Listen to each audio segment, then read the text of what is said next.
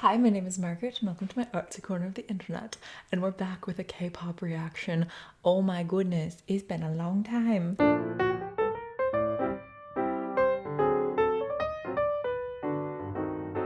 I went MIA. Sorry about that. So today we're doing Jimin's Like Crazy. Please leave recommendations for what other things I should react to because I don't know. I've been in hibernation, so I don't know what's been happening in the world, like at all. Which is that bad? Possibly. I was shipping some knitting that I sold, and I was like, I shouldn't get coffee because I've already had a lot of caffeine today. So I was like, I'll get a refresher. And they were like, what base do you want? And I was like, green tea. Yeah, I'm buzzing in my innards. Let's get into our first reaction to this. Never seen it. I bet it's going to be crazy. I like the sweater. Different vibe from the last one. It was like basketball. It's a very tender opening. It's still so fast and like detailed and hard hitting like I expect, but there's something tender and gentle about it somehow. Ooh, I like that one.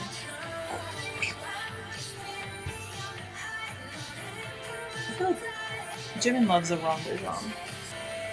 Ooh, that was a nice dynamic. Ooh, that feels like the same spiral that was in his other music video that my brain can't. Ooh, I like that part too. My brain can't comprehend anything. There's too many things happening. Ooh, a little bit of weight sharing. It feels very like fresh, like a breezy summer day. Like there's nothing really harsh about it. Ooh, that was kind of Michael Jackson. I just feel like they're all vibing. Ooh, backup dancers is really good here. I love just watching K-pop artists just sing and what they do when they sing. Set Me Free. It felt very intense and emotional. And when I heard Like Crazy, I was like, oh, he's about to go crazy. But it was surprisingly like wave, breezy, mellow, which was actually really nice to see. Especially because Set Me Free was so dark visually and intense. This was like the calm after the storm. I think really just the overall cadence of the whole piece was what really stuck out to me. And it almost felt simple. So everything feels very easy breezy, beautiful cover girl. But then when you actually try to learn the choreography, it's actually surprisingly fast, tight, technical. Well, not tight. It's fast, so you have to contract, but it's very loose and fluid. But there's this overall aesthetic and feeling of breeze ease. I like that. That's gonna be my new technique. Breezy's dance. You just become a tree in the middle of a forest. Breezy's by Margaret Pugh.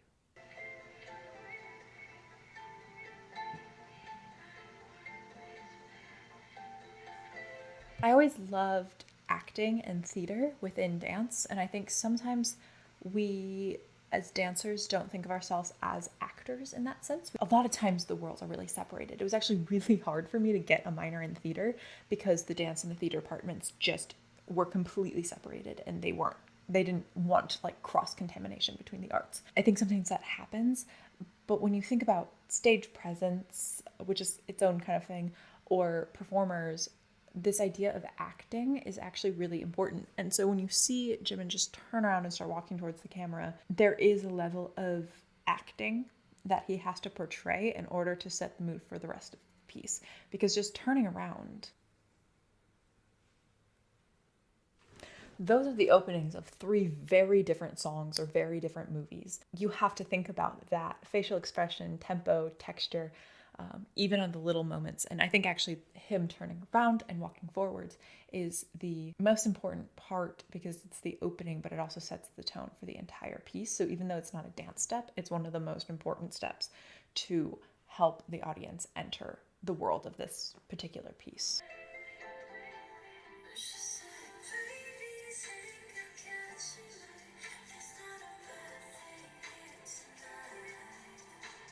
I think that that sets up a very tender. It's the hands, which I think is also parallel to Set Me Free. There was a lot of hands, but the hands in Set Me Free felt almost like malicious, like reaching out to grab him in a not endearing way. This one feels very tender, and there's something about the rest of the body language and the way that they are resting in a much gentler, supportive structure. There's actually a lot of parallels between this and Set Me Free, but it's interesting how much the intention behind the movements changes the way it's perceived by the audience. So these hands don't feel as malicious, but more like comfort.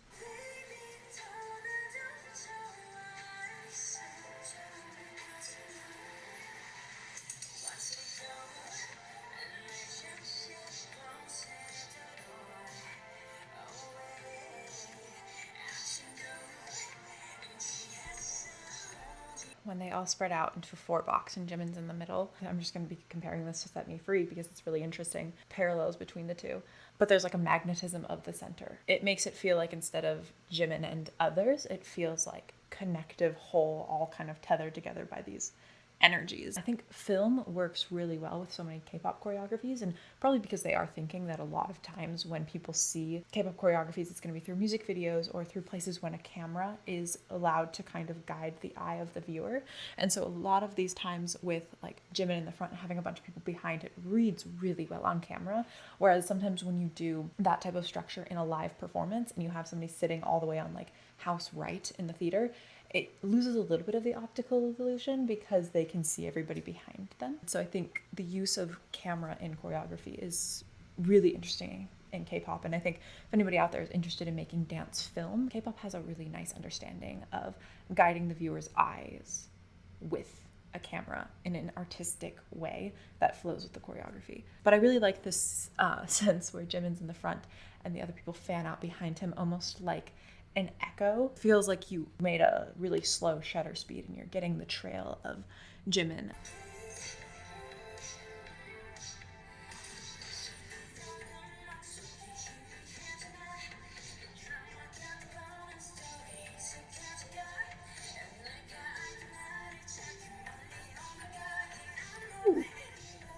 It's almost like a rebuttal to Set Me Free, where they're echoing the same ideas of like Jimin versus everyone else, but then like giving a rebuttal of, but actually we're all together. It's a really interesting structure. Now they've repeated that same structure twice, where it's surrounding, solo, dance together, surrounding, solo, dance together, which I think is an interesting parallel. And often when choreographers repeat things, it means that it's important, which I think is pretty much the same with any art. Jimin, I love him because he has a contemporary, more modern dance training. Modern as in the style of dance called modern from the 20th century. Those always confuse me. That moment where he turns around, has the little kick. There's something like balletic to it, even though it's not ballet. It's still hip hop moves, but that lightness is almost balletic, which I think takes these steps that could be very hard hitting. I almost said harsh and hard hitting, and I don't know how that turned out. But they could be very hard hitting, and instead they're turned into this light and airy. And a lot of ballet is all about being up and light and airy.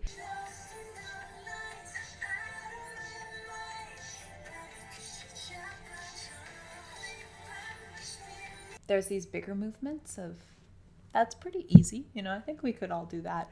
But there's these very subtle nuances in like his hips and torso that it almost feels like he's like rolling a marble around on his insides, while the rest of this is very simple. So it's like anybody could do the simple choreography, but it's that like little intricate groove he almost has going on, like a minuscule groove throughout the entire piece that really adds something special to it.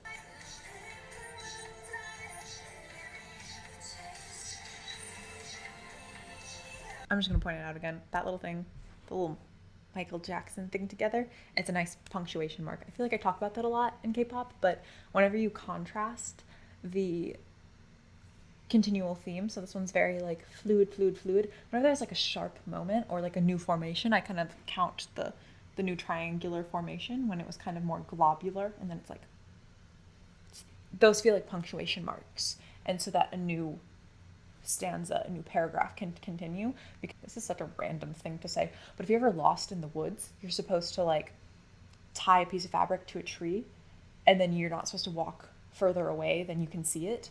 And then when you can like barely see that fabric on tree, then you tie another piece of fabric to tree to give you like markers so you can find your way back to where you were before. Survival tips with Margaret. It almost feels like choreographers sometimes give you like a pinpoint, like here's a pinpoint of a contrasting flavor so that you can capture those moments. And often moments of very powerful image or moments of powerful contrast are the things that audiences remember most within a piece.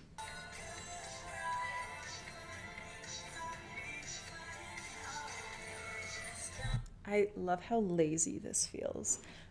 I've actually noticed that recently, that a lot of choreographies have these moments of like lackadaisical. That is a really interesting texture that I like that people are playing with right now. Doesn't look as cool when I do it when I'm just sitting here, but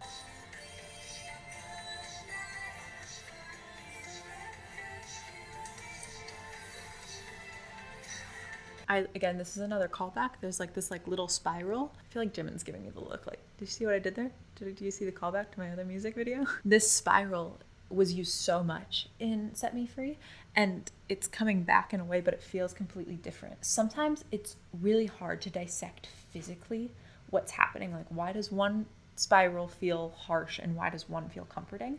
And you can try to like pick it apart and be like, oh, well, they're slightly more contracted in the comforting one, or they're closer, or they're sharing more weight or something. And those are all tools that we can try to use to get to a more comforting appearance, but sometimes it just has to be an intention. I sometimes find as a choreographer, I can say like harsher, stronger, more comforting, blah, but sometimes giving very like practical cues, like imagine you're hugging your best friend when you do this move. Sometimes it's those intentions that bring up memories that are so hard to capture with words or with cues, that it's like, how would you hug somebody that you love versus how would you hold a door close?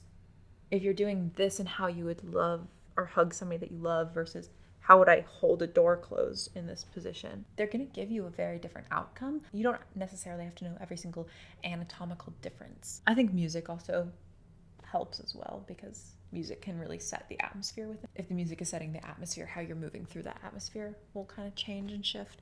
But yeah, it's really fascinating.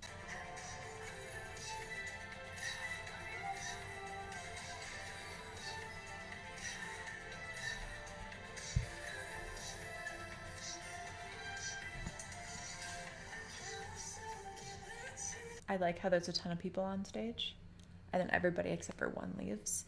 It makes, again, the contrast of this now personal relationship a lot stronger. And I also enjoy how they explored a one-on-one relationship, because I think so often, especially in K-pop with really big groups of people, you're constantly exploring the dynamics between multiple people and then backup dancers. To explore the relationship of two people on stage, I think is really beautiful. And I enjoy that there is a moment with that type of connection, because I don't think we always see that connection on, at least in the K-pop industry. There's a lot of duets out there. And there's a lot of duets in the K-pop industry as well. But I think that this is a nice moment that is unique.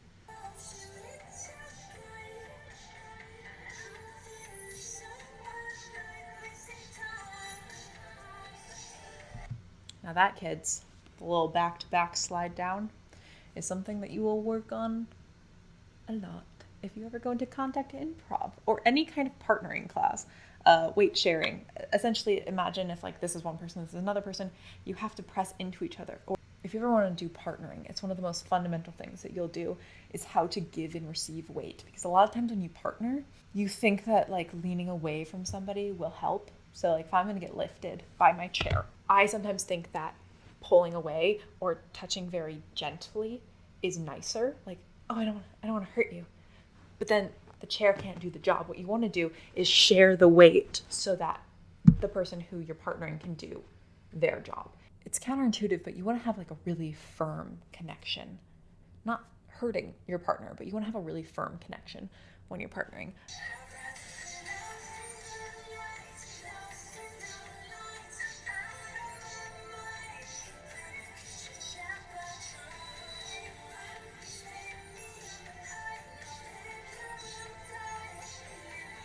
Two things. First of all, in that first little section, you can notice the girls make up a back line and they just hold a pose for the first couple counts of that little dance break, and then they come in later.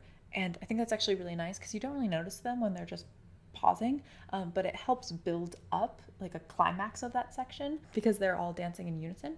So having some people pause and then come back in, it lets it still build without being like distracting. And then also enjoy how there's, as I was kind of talking about, the relationship of the duets around Jimin. So it's highlighting him in also this way that makes it, I don't know, it still has that like comforting group feeling, but he's isolated. I don't actually know what my thoughts are on that point.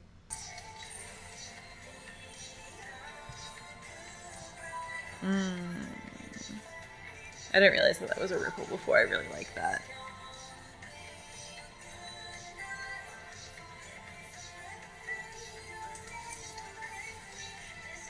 This part I really like because they're all doing unison clumped together.